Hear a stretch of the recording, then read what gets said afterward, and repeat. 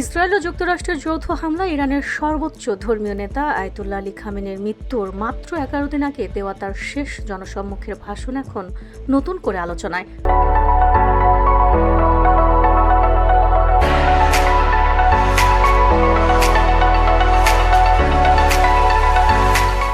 রাষ্ট্রীয় সংবাদ সংস্থা ওয়ানে প্রকাশিত ফুটেজে দেখা যায়, জেনেভায় ওয়াশিংটন ও তেহরানের মধ্যে পরোক্ষ আলোচনা শুরুর পর এক অনুষ্ঠানে ধীর কণ্ঠে বক্তব্য রাখছেন খামেনি।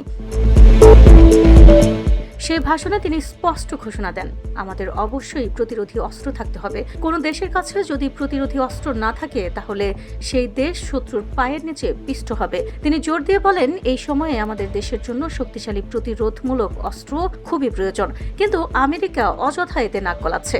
তারা বলছে, তোমরা এত পরিমাণে মাপে দূরপাল্লার ক্ষেপণাস্ত্র রাখতে পারবে, তার বেশি নয়। এতে তাদের কি? এটা পুরোপুরি ইরানের নিজস্ব জাতীয় বিষয়। মার্কিন সামরিক শক্তি নিয়েও তিনি তীব্র মন্তব্য করেন। তার ভাষায় তাদের মনে হয় এবং মার্কিন প্রেসিডেন্ট বারবার বলেন, যুক্তরাষ্ট্রের সেনাবাহিনী বিশ্বের সবচেয়ে শক্তিশালী বাহিনী, কিন্তু বিশ্বের সবচেয়ে শক্তিশালী বাহিনী সেনাবাহিনীও কখনো এমন চড় খেতে পারে যে সোজা হয়ে দাঁড়াতে পারবে না। বিশ্লেষকদের মতে এই ভাষণের মধ্যে দিয়ে খামেনি ইরানের প্রতিরক্ষা সক্ষমতা জোরদারের নীতি পুনর্ব্যক্ত করেন এবং যুক্তরাষ্ট্রের সঙ্গে চলমান উত্তেজনার প্রেক্ষাপটে কঠোর ও অটল অবস্থানের স্পষ্ট বার্তা দেন। VOD Bangla news desk.